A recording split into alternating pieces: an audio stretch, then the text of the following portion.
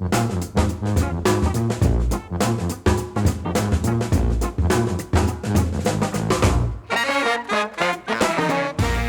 back, folks. We're back after quite a long break. You're listening to What's Working. I'm Cam Marston, and by break, I mean weeks. This show has been a passion of mine, and my travel schedule has had me going. Finally back behind the microphone to get another one of these What's Working broadcasts out.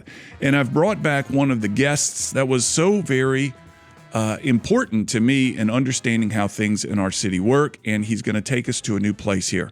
Before I get to that, though, What's Working is the podcast about workplace, workforce, and marketplace trends. And our focus today will be recruiting, specifically recruiting for the fire and for the police department in Mobile, Alabama. And for that reason, I'm happy to have Tony McCarron back with me. Tony, welcome back to What's Working, my friend. I appreciate it, Cam. Glad to be back. Give me and our listeners a reminder of exactly what it is that you do. So my job, after 29 years with the Mobile Fire Rescue Department, I retired on a Friday. I went back to work for the mayor on Monday as Director of Recruiting for Public Safety. So my main mission is to fill the ranks of the police and the fire department here in Mobile. Yeah, when you and I were last together, you shared with me some numbers about the recruiting situation. The police department in particular at that time was poorly staffed. And the reason I've had you back is that is no longer the problem. But let's go back. The police department was poorly staffed. It was down a lot of people. And if you were a criminally minded person, it was ample time to ply your trade. Of course, we didn't want anybody to know that. Right. But tell me where it was then when we were back last together. Let's say it was 2 or 3 years ago, and where it is now. Yeah, I believe when I come on, it was probably at the lowest it had ever been. It was right after the George Floyd riots and all that. Everybody that wanted out of policing at that time, Cam, got out. Yeah. I think we were losing anywhere from 15 to 20 people a month walking out the door. By that against how hard it is to recruit in that career field versus how long it takes in the academy to get that person ready to go out on the street. And then once they get out on the street, they're not really fully functional. They don't understand everything. It takes them about 18 to 24 months. Yeah. So you can see how that gap, it could go bad overnight.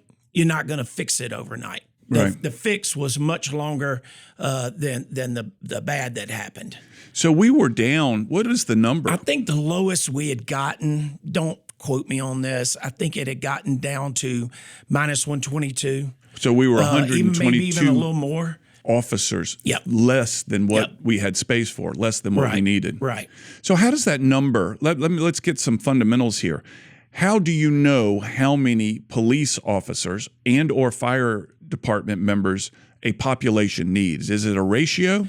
Yeah, I believe it's a ratio. The response times, everything like that. Then there's guidelines that police fall under APOST. The Mobile Fire Rescue Department falls under Alabama Fire College and all of its rules and regs. It was a common trend across the country for fire departments, started going to where instead of riding 4 men to a truck, riding 3 men to a truck. Mm-hmm. That was a money thing. Yeah. It wasn't the right thing to do, but it was a money thing. I understood it from a city aspect. I know one thing that Mayor Stimson used to always say is, that pie is only so big and public safety eats a lot of it. There was a lot of us. Mm-hmm. And I understood that. But we had so much money walking out the door and none coming in the door. Mm-hmm. Retention was, it was busted at that point. It was a flood going out, nothing coming in. No one wanted to be a part of the force. There was a black flag over the force, over people's intentions of being on the force. People's perception of public safety completely changed, especially in law enforcement. Yeah. The fire department has never been viewed as the villain. Right. Never. But the fire department has succumbed to, financial problems in every city. And we went through it here. We started cutting and we started riding 3 men. You remember at times they were browning out and the mayor was taking a lot of heat over that. We were having to shut stations down. That to me was him getting a hold of the finances in Mobile. Yeah. When he took over 12 years ago, this city was almost busted. Yeah, I've heard that. Our pension system with the police and fires was almost completely belly up. Mm-hmm. Mm-hmm. And now I believe it's 97% funded. That's remarkable. So that's a massive comeback. When you take into account, we went from, let's say, 131 officers down to when I left the meeting on Friday, we were -2. Yeah. Now that's -2 budgeted positions. I have people come up to me all the time and say, you need more officers. You need more officers. Budgeted positions. Yeah. What we have money for on the books right now, Mayor Stimson and them have done a fantastic job. So regardless of whether people's opinion are we need more officers, the fact is what we've got budgeted, we're nearly full. Correct, and we do. And I'd be the first to say it. We need more officers. We need more officers to be able to do everything that we want to do in the city for the citizens of Mobile, but it takes money. And when it comes to taking money, you got to build revenue in this city. You got to have the right administration in this city. The money has to be going to the right things. I'm all about social causes, all for it. I understand they're needed. But the two most important things needed in this city is police and fire. Let's get into that in a little bit. I want to go back to where it was, where it is now, and how you got it there. Now, I recall, I think, when we spoke last, that if you get, and I'm making this up, but if you get 5 guys that want to be police officers, they have to pass drug tests and personal physical fitness trainings too. Is that correct? And a very strenuous background check. They go through multiple steps. So those 5 could leave just one that can even apply at that point. I'll give you the numbers. I joke with the mayor about it all the time. Out of 100 recruits that tell me they want to be a police officer, I can whittle that down. 50 of them won't pass the physical agility test. That knocks it down to 50. 25 of those won't pass the background test.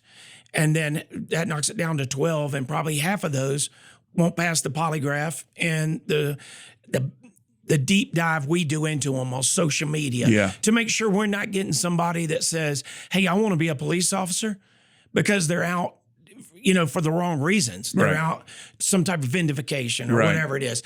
We don't want that. We want good quality people, treating people respectfully out on the street. That's what we're looking for. Math is not my skill, but if you have found 122 people, it means you've had to gone through 10,000 people, 1,000 people maybe to get a 122. Easily. And what is the cause that makes most of them wash out? Is it the physical fitness? Is it the polygraph? Is there one thing? It's the entire process. Yeah. Because the entire process is there to screen. Yeah. The process does what it's supposed to do. Yeah. Is eliminate people that we don't want to be police officers for us in the city of Mobile. So how did you begin to find these people? What was your message to them to go from where we were 2 or 3 years ago to today? You've had, like you said, you've gone through thousands of people to get them. What have you said? What have you seen in them? What has changed in our society, if anything, that has made them want to get involved? Young people inherently want to do good. They want to be a part of something bigger than themselves. They want to know at the end of the day they made a difference. But if there's nobody to tell them that and guide them through that process, they're never going to do it. They're just not going to do it. So what my mindset was coming in, me and you talked about this before. I told the mayor, I said, I'm going to do this the same way Nick Saban recruits for football. I'm going to go out and look for the absolute best people. I'm never going to run down Saraland's police department, Fairhope's police department. I don't know anything about those departments. Yeah. I'm never going to knock another department. I'm going to shine up my trophy. I'm going to show you what we do very well. And if you want to be a part of this program, come and be a part of it. But to be a part of this program, you're going to have to be of championship caliber, and I'm going to put you through the entire screening process to see if you can make it out the other end. Did that message narrow down who applied? It resonated, is what it did with young people. Young people want a mentor. Young people want someone that guides them through the process. But I'll tell you, and me and you've talked about this before, and I'm saying it on national radio, I agree with 90% of everything Mayor Stimson's done, but not 100%. Yeah. And I've told Mayor Stimson that. But I've told you this. I agree with 90% of the things my wife does. I don't agree with the other 10%. Right. I don't divorce her over it. That's right. We sit down and we negotiate and we talk it out. Right. And the 10% that I don't agree with him about, I would assume he probably has a heck of a lot more knowledge on that area than what I do. I'm not involved in that, right? Yeah. So that's the way I look at it. So my approach was to build a fantastic team around me. Fantastic hiring committee, a fantastic internal affairs, which they already had, that bought into what I was doing and the way I was doing it and helped me through, from A to Z, being able to sit down and do it. Yeah. So you get this young man in front of you, and the ages that you're looking at are between the ages of 20 and 26 years old. Did I get that right? That's probably 50 or 60% of our police force now. 20 to 26 years old. Why don't are you suggesting that in the past they had a mentor and today they don't? And when you showed up, you identified something that they didn't have? I think the family dynamic in America has changed. I don't think anybody would question that. And without having a strong male role model, me and you grew up in the same era. My dad, there were 7 of us. He always preached, be a good person, do the right thing, treat people fairly, work your tail off, and be successful. I don't care what it is that you're successful at. Go be successful, right? And inherently, most young people want that. They just don't quite understand how to go about it. And I'll tell you another thing that people say sometimes, that I'm a little too hard on these kids sometimes. I believe in tough love. I believe in telling them exactly the way it is, being completely transparent with them. When they screw it up, I tell them they screw it up. Mm-hmm. I can't tell you the number of times I've sat down in an interview to interview a young police officer, and I have a cheat sheet on him the same way I watched Nick Saban use a cheat sheet when me and my ex-wife and AJ walked in there. He knew what our names were, where we worked, what the grandparents' names were, who made the decisions. Same thing when they walk in. I know everything about that kid walking in to interview, whether it's a young man or a young female. Here's the problem with most kids. They've made some mistakes. On that paper, they've hurt no one in their life except themselves. Yeah. They've just made mistakes that hurt their future. And until we start telling these kids, you can't get in trouble. Getting arrested is not cool. Now one of the bigger things that I run into, tattoos on the neck or face. Tattoos are way more prevalent nowadays than they were when me and you were kids. It was always the stigma. Bikers, that's right, had tattoos. Bikers and longshoremen. Now everybody has them, right? But we have rules that we have to go by, and on the police department and the fire department. And me trying to express that to these kids, you have to stay within the lines. If you want to belong to something bigger than yourself and you want to be successful, you have to stay between the lines. Are the kids you're recruiting that are finding their way into the force ones with a strong family background, ones without a strong family background, and think they can find direction with the force? Both. I can't not tell clearly you, one or the other. They knock me all the time in the meeting. They always pick on me, saying I'm trying to, save every stray, and I am. Yeah. And the reason I say that is because when the fire department hired me, I just come out of the military. I just got divorced. I had 2 little kids. I was a stray. I was looking for structure. I was looking for something that was a steady paycheck with great benefits to provide for my 2 kids, right? I can't tell you the number of kids I run into that are mirror images of me, and I sit them down and I tell them that. This is what I see, and you tell me, am I wrong? And 99% of the time they'll say, you hit the nail on the head, Mr. McCarron. Show me the way. No kidding. I'll do it. Show me the way. So we're getting into some of the things that you've said, some of the things, some skills that you've, not skills, but perhaps some things you've uncovered that are really resonating with the people that are working for the force today, most of whom, again, half of them between the ages of 22 and 26. What happened to the George Floyd stigma? Is it now so far in the past that it doesn't resonate? One, and I heard this mentioned the other night in the mayoral debate, we have to increase trust between the community and the police department. I agree and I disagree. There is already a ton of trust out there. 98% of the citizens of Mobile trust the Mobile Police Department. They do. Mm-hmm. The other 2%, odds are they're never going to trust us. Yeah. Right? And Chief Prine, I heard him say this one time, and it's always resonated with me. As police officers, we have to be able to look through the windshield and see people out in the streets and wonder, what do they see looking back? The community has to do the same thing. They have to be able to look through that windshield and see us as police officers and wonder what we're thinking. We want to go home to our family every day too. And we're normal, everyday people. These kids I'm hiring, young men and women, they're normal, everyday young men and young women. Mm-hmm. They just want to do the right thing. So the George Floyd thing doesn't bother them anymore. Doesn't resonate anymore. The stigma, the energy that was the negative energy towards the police department that was developed after that is in the past. I'll be honest with you. Where I see, when I go to high schools, most high school kids won't come up and talk to the police department. Yeah. Just won't do it. That stigma still is there. And why is that? I don't know. They're just... Unless it's talked about, you hear all this talk about disinformation and misinformation. Cam, the police force is not out to get anybody. Yeah. I assure you of that.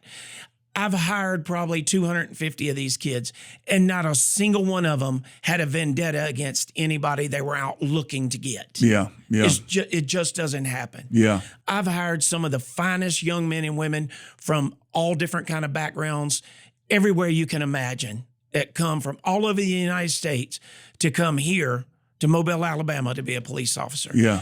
And why? Now, I think this is one of the biggest changes, and I think this helped us more than anything. When I got here, the starting pay was $32,000. You can't live on $32,000. Mayor Stimson has that up to $51,402. Yeah. That's the starting base pay. Mm-hmm. It's fixing to go up again in October. So that in and of itself has helped tremendously. Yeah.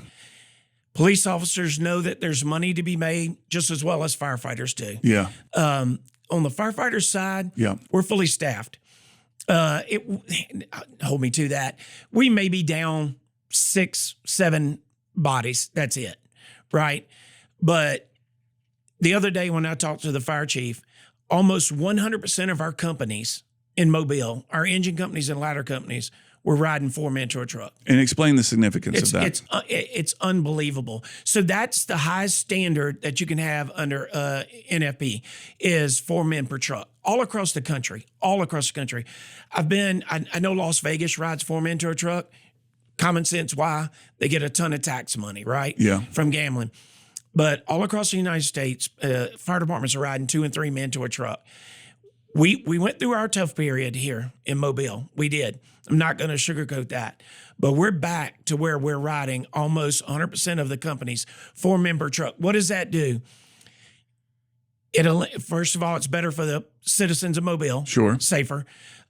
When a call comes out and that engine company captain jumps on the fire truck, he's not worried about being 1 or 2 men short. He's fully staffed, and he knows now he can focus on all the things that he's thinking about going to that call on what he needs to do and not adding to it, hey, I got to jump out, catch a line, and do all this other stuff.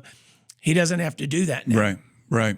Yeah. So from a safety standpoint amongst firefighters, it's through the roof to have 4 men on a truck. Do we see that in numbers in Mobile in terms of fatalities and accidents? Because you now have 4-man crews showing up. Do we see fewer fires that are spreading? Is there anything we can point at to say, hey, 4 men per truck is great, it's the standard, and it shows up here? Without a doubt. Yeah. If you're responding with 4 men per truck, it's so much better for the citizens of Mobile. Yeah. Because according to what type of call you're getting is how many people you get and what type of call it comes in. I've traveled a lot. I've seen a lot of different departments. I say this all the time. Mobile Fire Rescue is probably the most professional, well-run department that I've ever been associated with. Yeah, that's nice. And I know Chief Morse just stepped down. Chief Barry Glisson has that mindset. I worked for his dad. His dad's was one of my chiefs. Barry Glisson has a tremendous grasp of not only how to run a department from an administrative standpoint, but how to run a department and understand what the men and women below him expect of him and expect of this department and expect of this administration. Talk to me about what you say to a recruit. You told me they're looking for direction. Right. Perhaps they don't have the mentor that they wish they had or that you and I had. And I want to try to tie this to my corporate clients because I'm asked, I was on the road last week working with people on how do we recruit? We don't have enough blank. We don't have enough engineers. What do we need, Cam? They ask me to better hit this marketplace, to better recruit more people. You have a message that's been very clear. Right. And it's been very successful. What are you saying to this? Let's just pick right there in the middle, a 24-year-old, and is it applicable to the for-profit business world? Okay, so I'll give you a prime example of the way I do it, and I'm not high school education, right? Well, you're about to diminish yourself here, but your numbers are undoubtedly phenomenal. I buy into that 24-year-old. Young man or young woman. All right, what does that mean? I don't ask him. I don't try to sell him on the police department or her on the police department. I buy into what am I getting? Like, what are you looking for?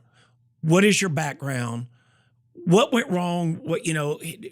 Where are you at now working? What does that job lack? What are you looking for to add to your life? And most of the time, like I said, they say at the end of the day, I don't want to sit behind a desk. I want to be a productive part of this community. I want to make a difference. I want to go home at the end of the day and know that I've done something right and I've done something that betters the world. Yeah. And I was always taught that. You're supposed to leave this world in a better place than we found it, right? And I think as parents, we fall into this trap, especially in today's world, social media. When me and you were kids, if you got a new bicycle, nobody knew you got a new bicycle until you came out of your house that day and rode it around the neighborhood, and everybody saw it. Now, parents are under so much pressure to compete and to stay up and even with each other. I joke about it with my daughter. I'm guilty of it, and I know me and my wife are. One year, my daughter wanted some shoes, and I asked, how much does that pair of shoes cost? My wife was like $400. I was like, for a pair of shoes? Right. Well, on social media, everybody else is saying they got theirs, their kids, the shoes, right?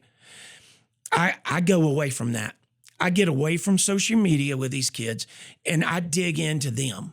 I buy into what they want, and then I try to be a mentor, and then I say, if you're willing to buy into what I'm doing, you got to believe in yourself as much as I believe in you. But if you're willing to do it, I will walk you through this entire process, A to Z. I won't let you fall through the cracks. I won't let anything happen to you. But if we get to a point where I can hire you, I'm going to tell you I cannot hire you. And I'm going to tell you exactly why I can't hire you. And if it's fixable, I'm going to give you a path to fix it. I can't tell you the number of kids I've sent to go get their GEDs who come to me and said, I'm nothing. I'll never be nothing. My parents told me I was nothing. All my neighbors told me I would never be nothing. That's BS, Cam. Yeah. You can be whatever you want to be in this world. Any of us can. It just takes hard work. You can't fall onto a crutch that, well, I've always been treated, or, my dad was an alcoholic. Big deal. My grandfather was an alcoholic. My dad wasn't. I'm not. Yeah. Okay. But so many kids get, if you tell a kid from the time he's 2 years old he ain't going to be anything, by the time he's 8, he believes it. It's ingrained in him. You got to get people away from thinking like that. So you invest in them. You make deep eye contact. 100%. You ask them a lot of questions. You cheer for them. Let me tell you how much I invest in them. It's corny, but my wife says at every graduation, she goes, it's like sitting next to a dad of 20 or 30 grown men and women, because when they walk across the stage, she says, you're grinning from ear to ear and clapping. And I am. And I'm proud as hell of them. So you turn them over at that point to someone else. I do. Does the next set of hands treat them the same way? They don't ever leave. I stay in touch with them all the time. If they need anything, my phone rings all hours of the night. Yeah. If they need a place to sleep, if they've got girlfriend problems, boyfriend problems, better half problems, yeah, call me. Yeah. And I tell them all the time, it's old man advice. Yeah. What I'm going to give you is old man advice. Right. But I'm going to be 100% honest with you. And you could go I would let you pick from a list of names of 100 and me not even tell you which ones to call. And if you called them and said, what'd Tony do for you? And every one of them would say the same thing.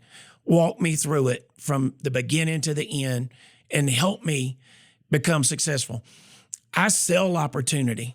What they make of that opportunity is on them. Yeah. But I sell opportunity. It's powerful, but it's taxing on you, isn't it? It can be very, very stressful. Yeah. I have to make sure that sometimes I separate my life from being so overly invested in theirs that I get overcome with it sometimes, that I worry so much about, am I doing enough? And I feel that way.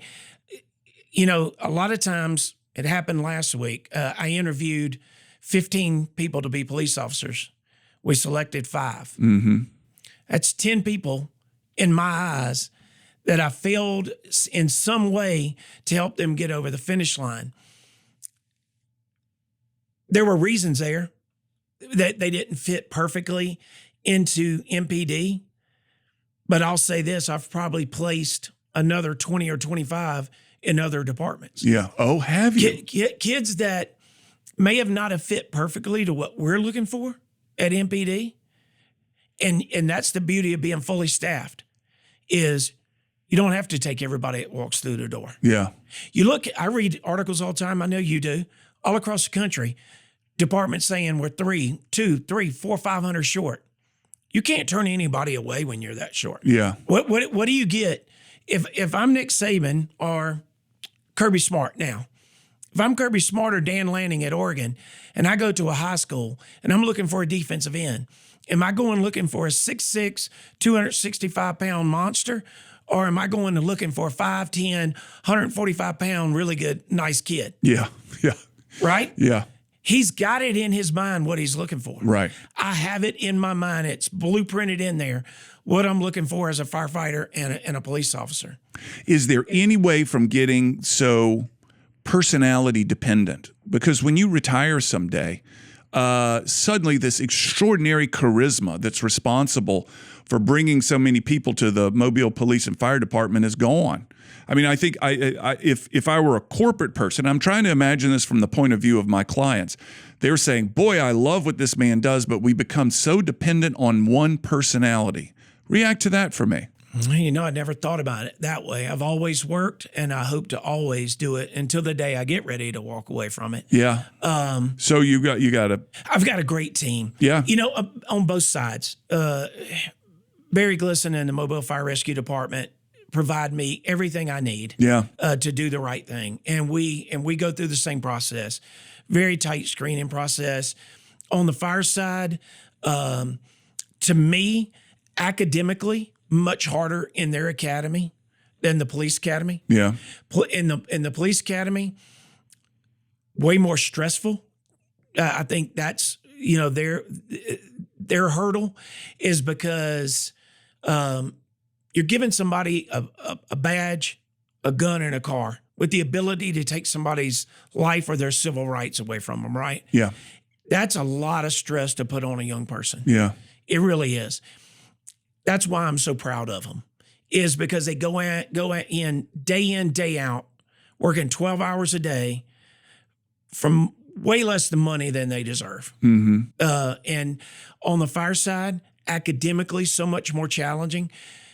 36 years ago, when I came on, probably 90% of the calls we made were fires, 10% were medical. And today, it's the exact opposite. Yeah. It's probably 90% medical, 10% fires. So therefore, they're tasked with so much more medical knowledge. Yeah. And And it's at such a fast pace in our academy that not only do they have to be superior athletes, and I call them tactical athletes. I don't call them police and firefighters. I believe they are tactical athletes because every one of them strive to be, in the best shape that they can be, eat right, buy into what we're doing. I'll have people say, oh, I know a police officer that's heavy. Yes, but as a whole, these young people are buying into everything that we're selling. They're doing the job we're asking them to do it. They're doing it professionally every day. And that's what makes me so proud. What's changed? You said you came on 35 years ago, I think you said. What's changed in the candidates since then? How are they different? I showed up to take the test. I was getting out of the Air Force. I went to the Civic Center. There was 2,000 people sitting behind tables. Now I probably go through 350, 400, maybe 500 at the most applicants to put 150 people on the list for them to pick from. What is different about the applicants? They have more of a social media, a background, social media, less family, gaming. Yep, family. Yeah, the family, the nuclear family. Yeah, the dynamic of the family. And it's made it harder for you.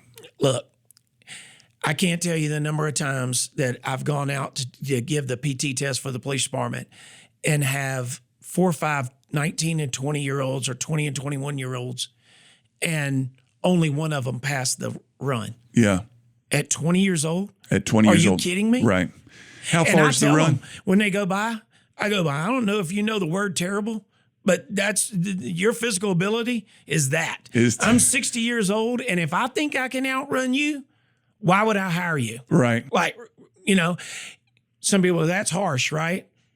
That's what that kid needs to hear. Yeah. If that young man or young woman wants to be successful and wants to do what we do, wants to be a part of a winning team, championship caliber team at MPD or Mobile Fire Rescue, get off the couch, get outdoors, start working out, get some social skills, be able to talk to people.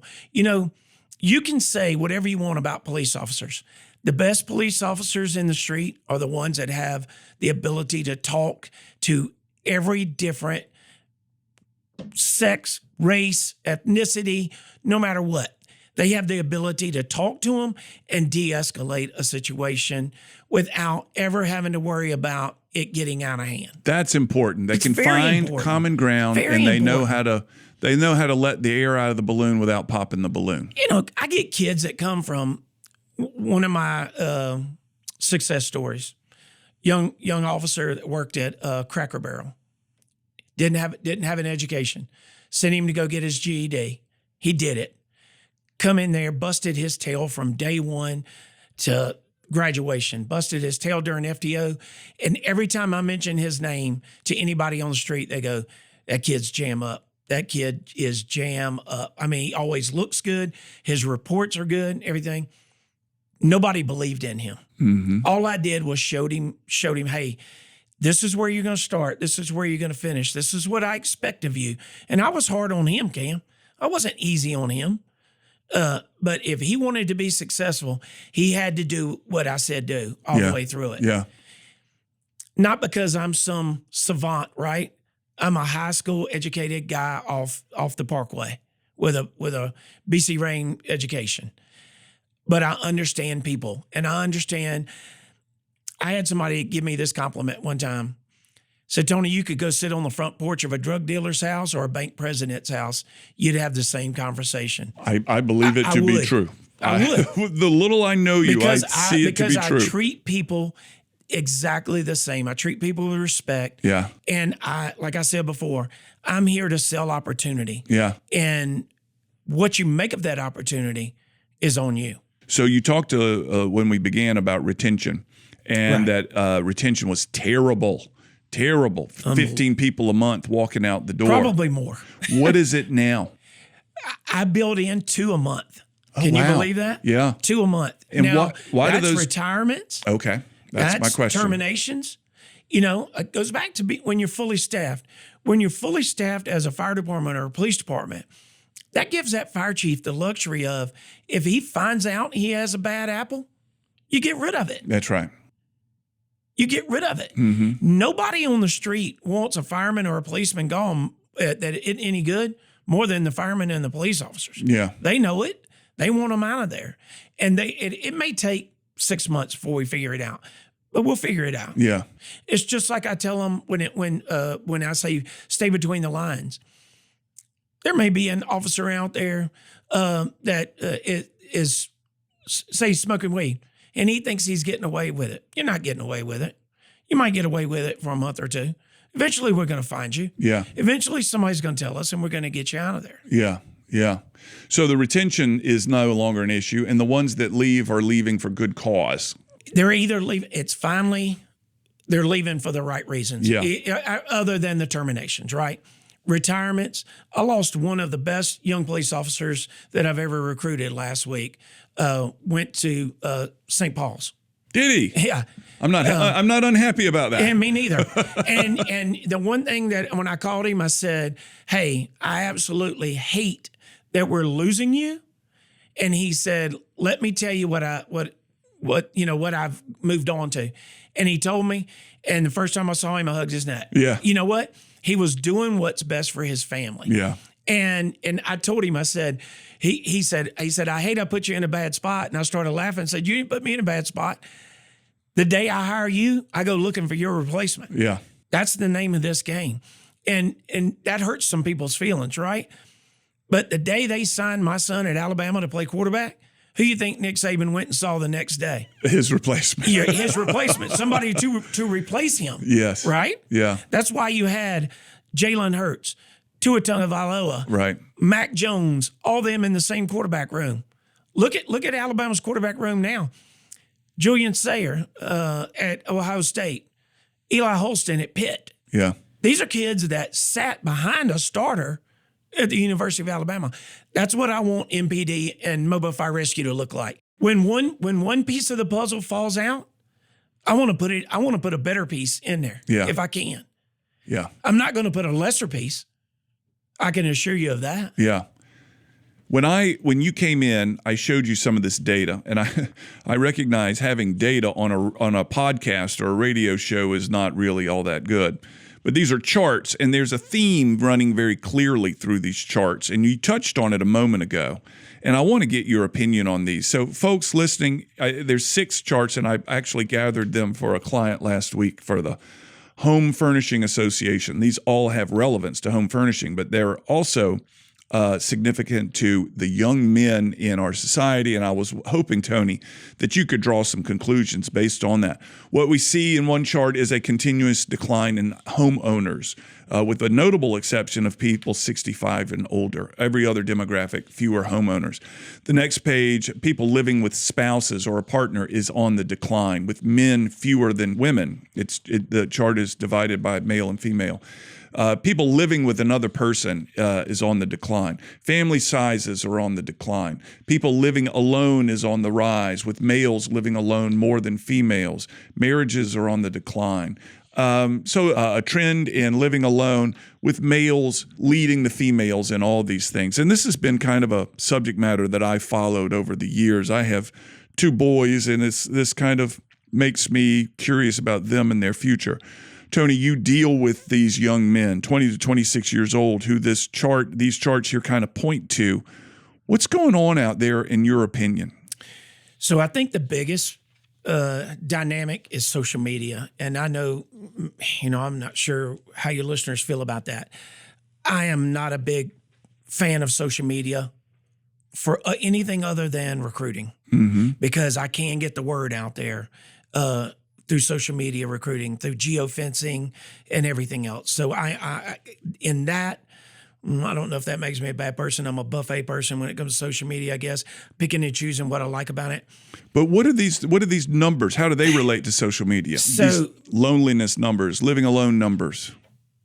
To me, most of the young police officers that I've hired, if they're single, they're looking for someone that is of the same mindset. Male and female? Male and female. Okay. I go back to what Nick Saban said years ago, and I 100% believe in what he said about this. High achievers do not like mediocre people, and mediocre people do not like high achievers. 99% of the firefighters and police officers we have in this city are high achievers. They are go-getters. They want to be successful. They want this city to be better. They want their family to be better. And what they're looking for in a partner, whether it's a male or female or a partner, is someone with the same mindset. And they're not going to just settle for anybody. Yeah. And I believe it goes back to what we talked about earlier, is the dynamic of the nuclear family has changed. So many people talk about it on social media saying, you don't need anybody. You don't need a man. You don't need a woman in your life. Oh, you absolutely do. I'll say it on here. 13, 14 years ago when I met Kristen, saved my life. Put me in a much better headspace on a path to being successful than I was by myself. But she's a high achiever. She does the right thing. She puts God, country, family. It all falls in line, right? We want our kids to be better than have a better life than what we had. The majority of these young police officers and firefighters are looking for the same thing. So they're looking for somebody with the same outlook as them. Speak more broadly, though, to our population in general and what you see through these young police officers and firefighters, and what this, if any of this data here reflects something that you've identified. So part of it is geographical to me. In the South, we don't make as much money, but I get people moving from all over the country, Cam, to come to Mobile, Alabama to be a police officer or a firefighter. So you got to ask yourself why. I'm gonna pick two. I don't think. Two of the most favorite that I've ever recruited. One from Buffalo, New York, and the other one from outside Falmouth, outside of Cape Cod. Yeah. You tell me what two young men with college degrees from those two places, why they picked here. No clue. Right. So that was the first thing I said. I wasn't selling them on the police department. I wanted to know why. Like, that's what I want to know. I want to learn, why do you pick here? Every single one of them says the same thing. It's the South, the beaches, the weather, the food. There's so much to offer here if the city is run correctly. Yeah. The city the administration plays such a major role. And they can call me a homer all you want to. This is where Sandy Stimpson has been the absolute best mayor the city of Mobile has ever had. One of the reasons why I endorse Spiro, because his outlook is exactly the same, and he's younger. He's forward thinking. He's innovative. He has the young people's mind. Like, he's young. He has that young outlook. I'm going to take something that Sandy's made really good, and I'm going to make it even better. Well, this gets into the third subject that I wanted to talk to you about, which is the future of the city of Mobile. And you and I both have strong feelings about our next mayor. And as we're recording this, the election is this upcoming Tuesday, just over, well, what is today? Today's Tuesday. It's a week from today. Right.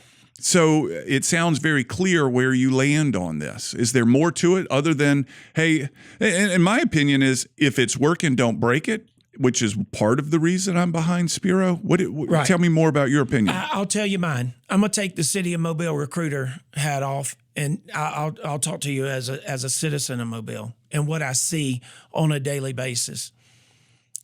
6 years ago, the police department and the fire department, the pay wasn't where it needed to be.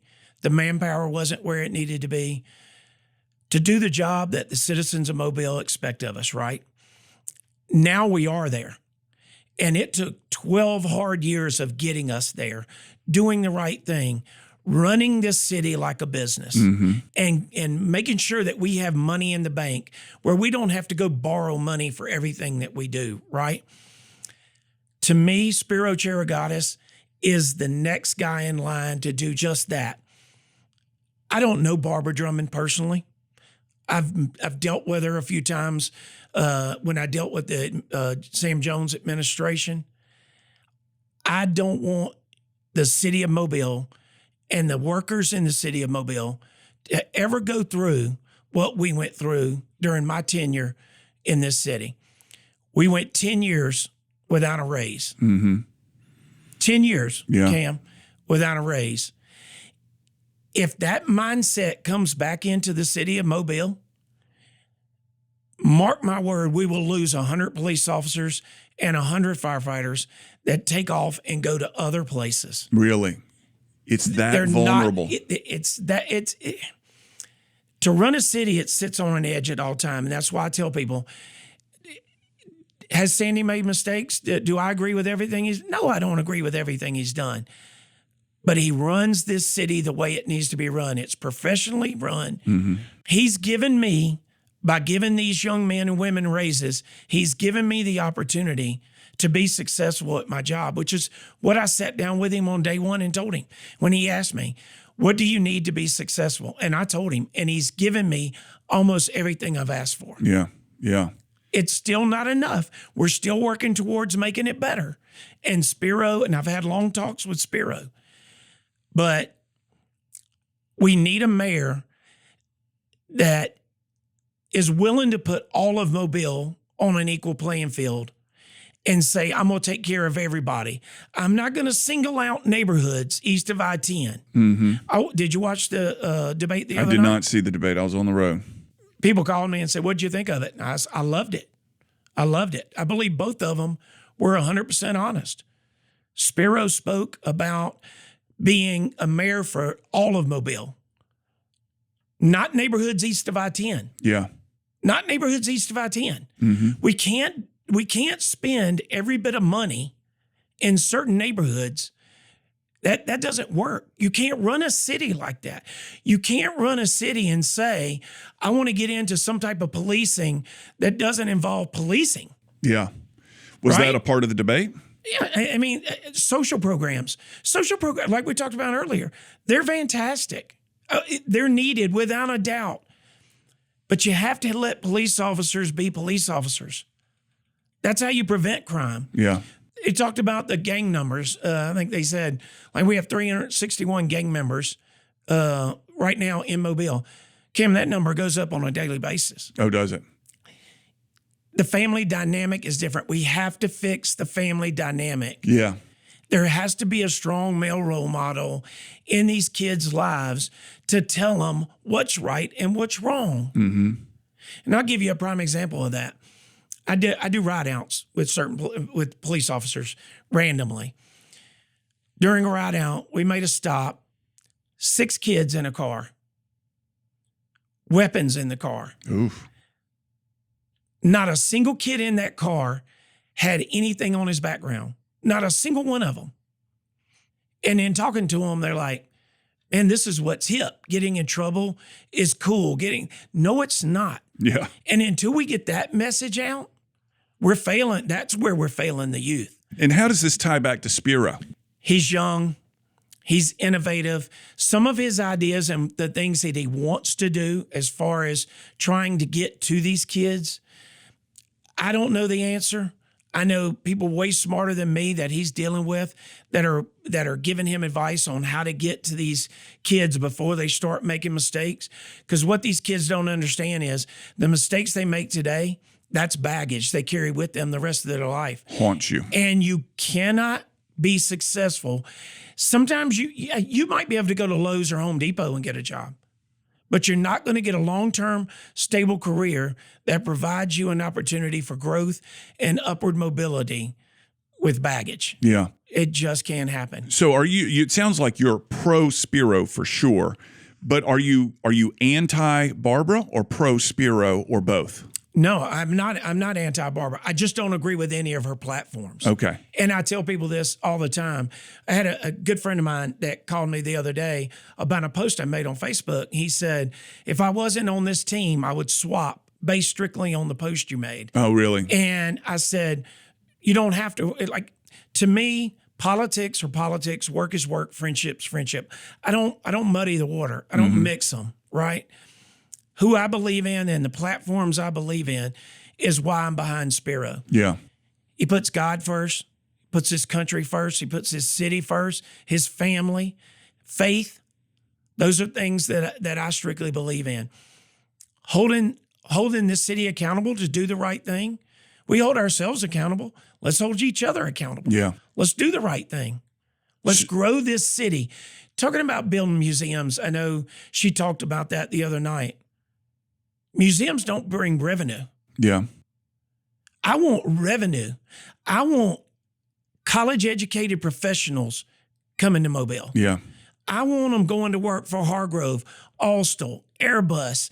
I want high-paying jobs and develop this city where professionals want to come back and make a living. I agree with Ms. Drummond on one thing that she said last night, talking about neighborhoods.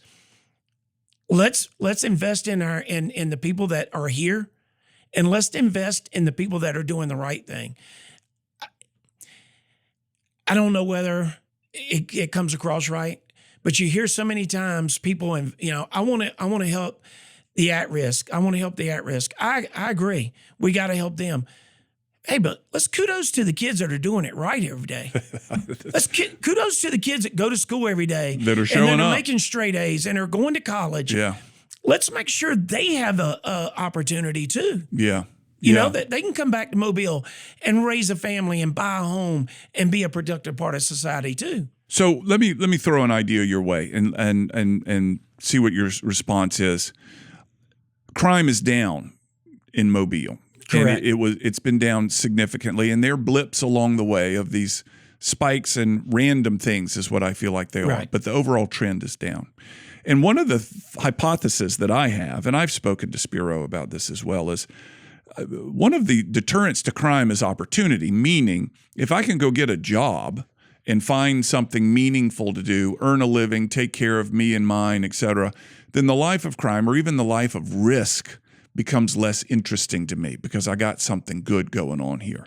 Our city has seen the influx of some wonderful corporate partners, some manufacturers and things, and you mentioned many of them, Alstom and Airbus and the steel factories that are up 43, has created opportunity for many people that I'm wondering if part of the lower crime trend certainly has to do with the force that you continue to do well to bring into town, but perhaps it also may have to do with something with how well our city has recruited new business and has given a lot of young people opportunities that perhaps they wouldn't have had we not had the Stimson administration, which done such a good job recruiting them. I agree. What do you think? I agree wholeheartedly. Without a doubt, he has brought us to a level, and I wish Miss Jean would let him run again. I do too. I'll be honest with you. I don't blame her. I'd be selfish too. I'd want him at home spending time with the family and the grandkids. But I honestly believe in his heart, Spiro has what's best for Mobile. Yeah.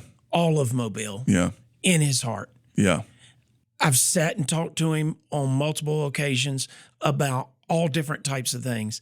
He cares about the at-risk youth. He wants to make sure, just like you said, that there's opportunities out there for them to not have to get into these gangs or search out a life of crime or do something that's going to cause them to have this baggage. Investing more in the public school system in Mobile. Mm-hmm. I tell people all the time, perception is reality. And it's people's perception that the public schools in Mobile are way less than the public schools in Baldwin County. Mm-hmm. I don't believe it. Yeah. I believe if you want a good education, you can go get it. You can find it in there. Yeah. You can find it. Absolutely, you can find it. Yeah. I tell people all the time when they say, well, you're not a public school. You didn't put your kids in public school. I didn't. I was blessed that both of my boys had an opportunity to attend St. Paul's. Mm-hmm. I owe St. Paul's a debt of gratitude I'll never be able to repay. I owe the University of Alabama a debt of gratitude I'll never be able to repay. The difference between public and private school to me is in private school, you're going to get that education. It is force-fed to you. You are going to get it. You're going to get into that classroom. You're going to shut your mouth, and you're going to take that lesson. Right. And in the public school, if a kid is self-driven and he wants to be or she wants to be highly successful, she can be. Well, what about the kids that don't have that drive or don't have a mom and dad at home when they get home every afternoon that says, hey, sit down, get your homework done. Let me fix you a sandwich. Let's talk.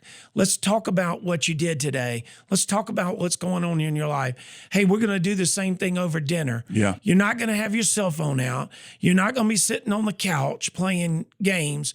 You're going to be sitting down discussing life and what's going on around us. Yeah. Right? Yeah. Because you see it today. Mm-hmm. Politically, our country's divided. Very. Probably the most thing that angered me the most the other night or watching a video today was I watched her Drummond talk about MAGA Republicans. Cam, I'm a Republican. Yeah. I don't know what MAGA Republican means. Mm-hmm. Does it mean that I'm a nationalist, a white nationalist? Absolutely not. I am a hard-working member of this community. I'm a hard-working member of this city. I'm conservative.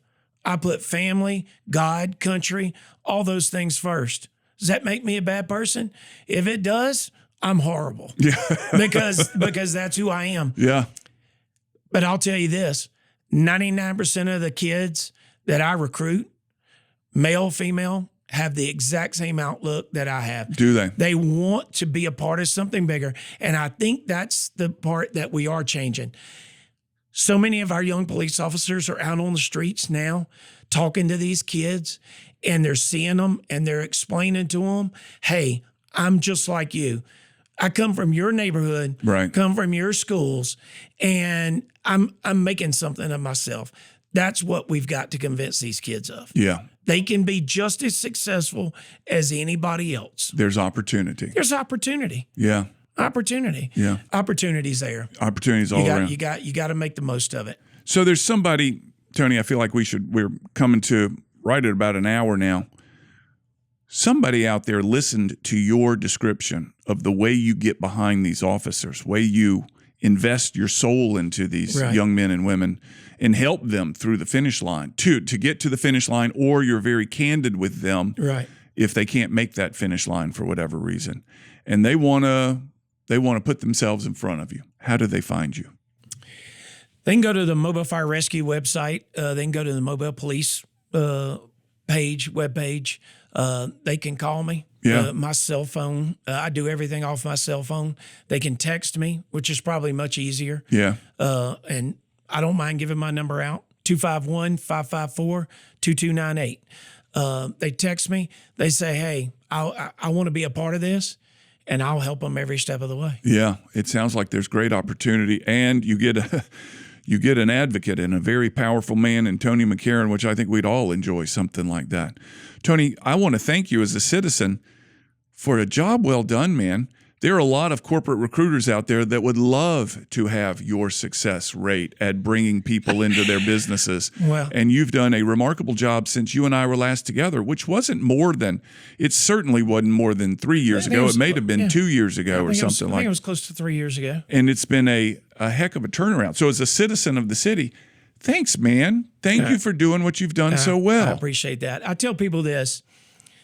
I went out of state and I gave a speech one time to another department, and I was talking to them about recruiting, and one of their higher ups was sitting in the front row, and he said, where's your paperwork? Like, you don't have a PowerPoint set up. You don't have anything set up. And I started laughing, and I said, after 36 years, if I can't talk about it from the heart, yeah, there's no need for me to be here. Yeah. Right? I don't have a script. You see me. I'm sitting here. I don't have anything in front of me other than a bottle of water and a Coca-Cola. Right. I love what I do, Cam. I believe in these young people.